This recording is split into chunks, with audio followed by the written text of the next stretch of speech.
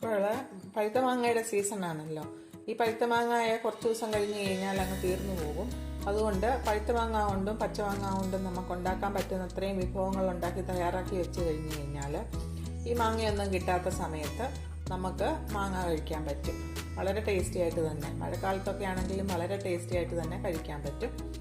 അതിനായിട്ട് ഇന്ന് ഞാൻ കുറച്ച് ഈ പഴുത്ത മാങ്ങ കൊണ്ട് പപ്പടം അങ്ങനെയാണ് ഉണ്ടാക്കി വെക്കുന്നത്.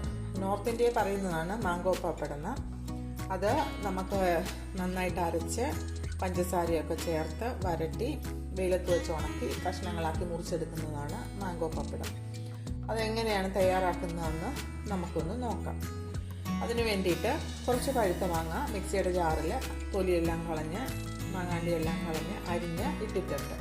ഇതിന് നമുക്ക് നന്നായിട്ടൊന്ന് അരച്ചെടുത്തുകൊണ്ട് വരാമേ. നന്നായിട്ട് അരച്ചു കൊണ്ടുവന്നിട്ടുണ്ട്. ഇതിന് നമുക്ക് ഒരു പാനടുപ്പത്ത് വെച്ച് ചൂടാക്കി അതിലോട്ട് ഇത് ഒഴിച്ചു കൊടുത്ത് വരട്ടിയെടുക്കാം. തയ്യാറാക്കി വെച്ചിരിക്കുന്ന പഴുത്ത മാങ്ങയുടെ ഈ പൾപ്പ് നമുക്ക് ഒരു പാനിലോട്ടിട്ട് ഗ്യാസ് ഓൺ ചെയ്തിരിക്കുവാണേ. തന്നെ മഴ തുടങ്ങി. അങ്ങനെ വരുമ്പോഴിനി മാങ്ങയ്ക്കകത്ത് വെള്ളം കയറി കഴിഞ്ഞ് കഴിഞ്ഞാൽ മാങ്ങയുടെ മധുരവും പോയി കഴിക്കാൻ നമുക്ക് തോന്നത്തില്ല. എല്ലാം വേസ്റ്റായി പോകും. അതുകൊണ്ട് വേസ്റ്റ് ആക്കാതെ ഇങ്ങനെ ഓരോന്നൊക്കെ തയ്യാറാക്കി വെക്കുകയാണെങ്കിൽ നമുക്ക് പിന്നെ കഴിക്കാൻ പറ്റും. തിളച്ച് വരുന്നുണ്ട്. നമുക്കിതിലേക്ക് പഞ്ചസാര ചേർത്ത് കൊടുക്കാം. നല്ല മധുരമുള്ള മാങ്ങയാണ്, അതുകൊണ്ട് അധികം പഞ്ചസാര ചേർക്കേണ്ട ആവശ്യമില്ല. രണ്ട് ഈ സ്പൂണിന് ഒരു 2-3 സ്പൂൺ പഞ്ചസാര ചേർത്താൽ മതി. അപ്പം തന്നെ ഒരുപാട് മധുരമാകും. ഇനി ഇത് നമുക്ക് ഒന്ന് വഴറ്റിയെടുക്കാം. പഞ്ചസാര ചേർത്തു. മധുരം ബാലൻസ് ചെയ്യുന്നതിനായിട്ട് ഒരു നുള്ളു ഉപ്പ് നമുക്ക് ചേർത്ത് കൊടുക്കാം. ഇത്രയും ഉപ്പ് ചേർത്ത് കൊടുക്കാം. ഇനി ഇത് നമുക്ക് നന്നായിട്ടൊന്ന് വഴറ്റിയെടുക്കാം. നമ്മുടെ മാങ്ങയുടെ വെള്ളമെല്ലാം പറ്റി കുറുകി വരുവാണ്. ഇത്രയൊന്നും പോരാ. ഇത് കുറുകി പാത്രത്തിൽ നിന്ന് വിട്ട് വരുന്ന ഒരവസ്ഥ വരെ നമുക്ക് ഇളക്കി കൊടുക്കണം. ഇളക്കി കൊടുത്തില്ലെങ്കിൽ അടിക്ക് പറ്റി പിടിക്കും, കരിഞ്ഞു തോന്നുന്നു. അതുകൊണ്ട് കൈ എടുക്കാതെ ഇളക്കിക്കൊണ്ടിരിക്കും. മാങ്ങയുടെ ചാറൊക്കെ പറ്റി കുറുകി വരുന്നു. ഈ സമയത്ത് നമുക്ക് അല്പം നെയ്യോ ബട്ടറോ ചേർത്ത് കൊടുക്കാം. ഞാനിപ്പോൾ ചേർക്കുന്നത് അമൂലിൻ്റെ അൺസോൾട്ടഡ് ബട്ടറാണ്. നമ്മളൊരു സ്വല്പം ഉപ്പിട്ടിട്ടുണ്ടായിരുന്നു, അതുകൊണ്ടാണ് അൺസോൾട്ടഡ് ബട്ടർ ചേർത്ത് കൊടുക്കുന്നത്. നെയ്യ് ഉണ്ടെങ്കിൽ നെയ്യ് ചേർത്ത് കൊടുത്താലും മതി. ഇനി ഇത് നന്നായിട്ട് ഇളക്കി കുറുകുന്നത് വരെ നമുക്ക് ഇളക്കിയെടുക്കാം. ഇത് പാത്രത്തിൽ നിന്ന് വിട്ട് വരുന്നത് വരെ, അതായത് ജാം ഉണ്ടാക്കുമ്പോൾ എങ്ങനെയാണോ പാകം അതുപോലൊക്കെയാണ് ഇതിൻ്റെതും പാകം.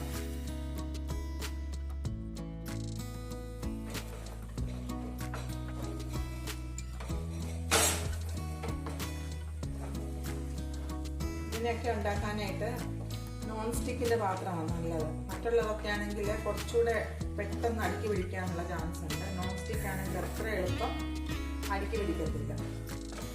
നമുക്ക് ഇളക്കാനും എളുപ്പമുണ്ട്, പരുവത്തിന് കിട്ടുകയും ചെയ്യും. ഇതിനെ ഇളക്കി ചാറ് നന്നായിട്ട് കുറുകുന്നത് വരെ നമുക്ക് ഇളക്കിക്കൊണ്ടിരിക്കാം. നമ്മുടെ മാങ്ങയുടെ ചാറെല്ലാം പറ്റി പാത്രത്തിൽ നിന്ന് വിട്ട് വന്നു കട്ടിയായിട്ട്. ഇനി നമുക്ക് ഗ്യാസ് അങ്ങ് ഓഫ് ചെയ്യാം. ഓഫ് ചെയ്തിട്ട് തണുക്കുന്നത് വരെ നമുക്കൊന്ന് വെയിറ്റ് ചെയ്യാം. നമ്മൾ തയ്യാറാക്കി വെച്ചിരിക്കുന്ന മാങ്ങയുടെ ചൂടാറി. ഇനി ഇതിനെ നമുക്കൊന്ന് പരത്തിയെടുക്കാം. ഒരു പ്ലേറ്റ് കമത്തി വെക്കാം. അതിൻ്റെ മണ്ടയ്ക്കോട്ട് നമുക്ക് ഒരു പ്ലാസ്റ്റിക് പേപ്പർ എണ്ണമയം പുരട്ടിയിട്ട് ഇങ്ങോട്ട് വെച്ച് കൊടുക്കാം. എന്നിട്ട് ഈ മാങ്ങ ഇങ്ങോട്ട് വെക്കാം.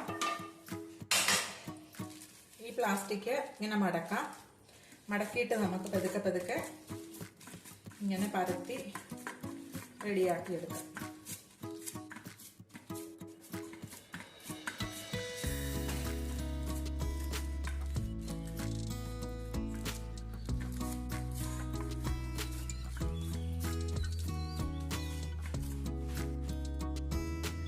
ഈ പരത്തിയിരിക്കുന്ന മാങ്ങ പപ്പടം നമുക്ക് വെയിലത്ത് വെച്ച് ഒരു 2-3 ദിവസം ഉണക്കിയെടുക്കാം. അതിനുശേഷം നമുക്കിത് കാണാം. നമ്മൾ ഒരു 3 ദിവസം മുൻപേ ഉണങ്ങാനായിട്ട് വെയിലത്ത് വെച്ച മാങ്ങയുടെ പപ്പടം ഉണങ്ങി കിട്ടിയിട്ടുണ്ട്. ഇതിന് ചെറിയ കഷ്ണങ്ങളാക്കി മുറിച്ച് നമ്മൾ ഫ്രിഡ്ജിൽ സൂക്ഷിച്ച് വെച്ച് കഴിഞ്ഞാൽ നമുക്കിനി ആവശ്യമുള്ളപ്പോഴൊക്കെ കഴിക്കാൻ പറ്റും. അങ്ങനെ ഈ മാങ്ങയുടെ സീസൺ കാലത്ത് എല്ലാവരും ഇതൊക്കെ ഒന്ന് ഉണ്ടാക്കി വെക്കുകയാണെങ്കിൽ നമുക്ക് ഇടയ്ക്കൊക്കെ എടുത്തൊന്ന് കഴിക്കാനായിട്ട് നല്ല ടേസ്റ്റുമാണ്, ഹെൽത്തിയാണ്, ഒരു മായവും ഇല്ലാത്തത് കൊണ്ട് ആരോഗ്യത്തിന് ഒരു കുഴപ്പവും വരത്തില്ല. ഇതെല്ലാം ഉണ്ടാക്കി നോക്കി കഴിച്ചിട്ട് നിങ്ങളുടെ അഭിപ്രായം കമൻറ്റ് ബോക്സിൽ എഴുതുക.